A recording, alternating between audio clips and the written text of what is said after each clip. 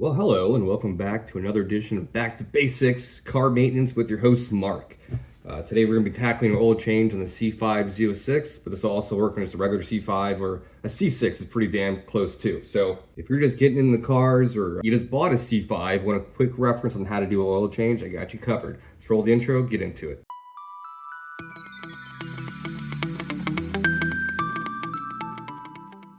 So yeah, very easy job to do. We're just gonna need a socket, a way to jack your car up. I will be doing it with a floor jack today. I did have ramps I made. I was gonna get a lift, but I'm moving, so I got rid of the ramps, gave it to a friend. So doing it the old-fashioned way, but really easy to do. It's a low car. I'll show you how to do it. You're gonna need 6.5 quarts of oil. You're gonna need some 530 synthetic. I like Mobil 1, but you can use whatever 530 synthetic you would like. And oil filter as well. If you don't plan on changing the filter, you can get away with 6, but my Corvettes, I always do the filter every time. Some cars you can do every other, but my Corvettes, I do the filter every time. I never go over 5,000 miles on my Corvette. I have 3 kind of daily drivers, so I drive each one about 4,000 miles a year. It's been about a year since I did the oil change on my C5Z. But you can get away with going about 5,000 miles in between or 1 year, whichever one comes first. So cool, I gotta get the C8 out. We'll bring the C5 in, get the guy jacked up and take you through it. Very simple, don't overthink it. And once you get good at this, you can do this job in 10 minutes, honestly. Not kidding. All right, let's get into it.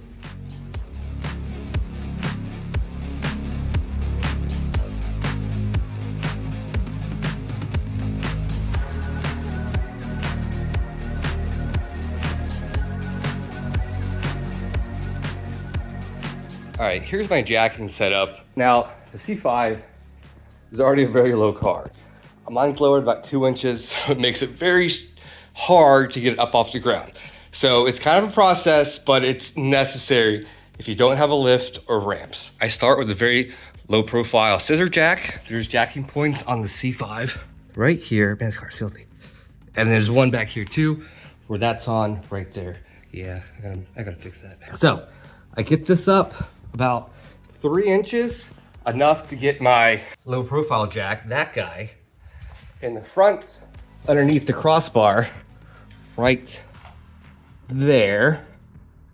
Get it up, get my jack stands underneath the control arms where it meets the cradle. And then lastly, I go in the back and then I lift up the rear because, see that right there?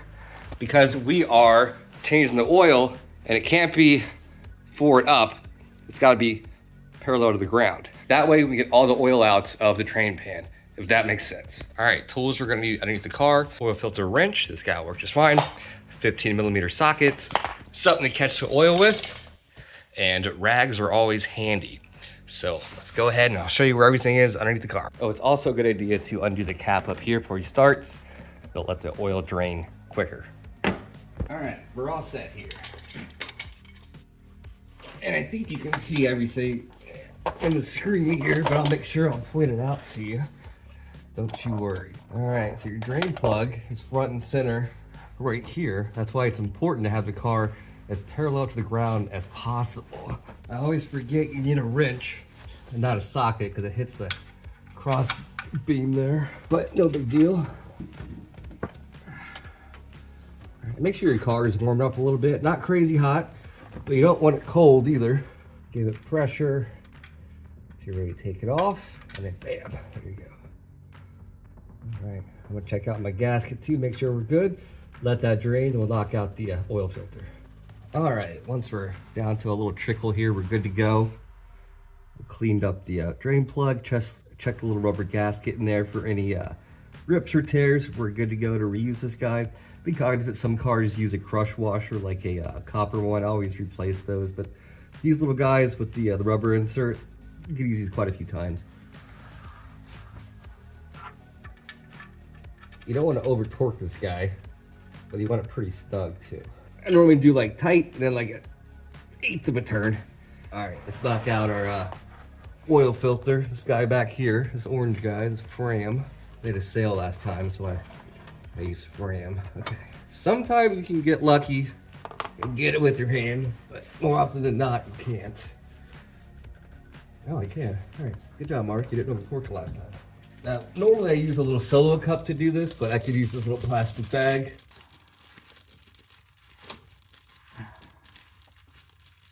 All right, sort of worked. All right, next we got to prime the new filter.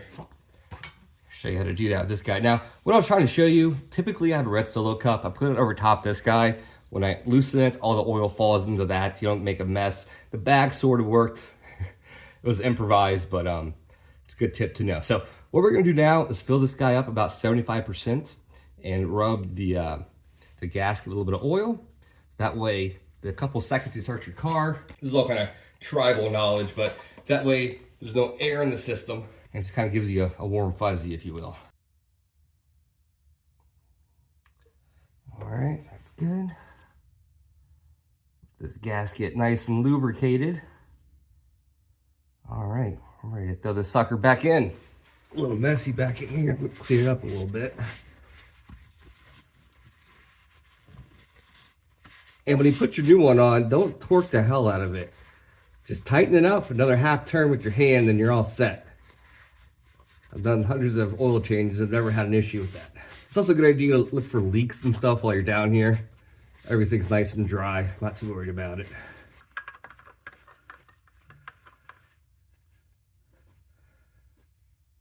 All right, get on there tight. Make sure your hands are dry so you get a good grip. And we are all set down here. All right, lastly, we're gonna add our 6.5 quarts of oil. Get this guy up jacked, and I'll show you how to reset your oil life in your gauge cluster.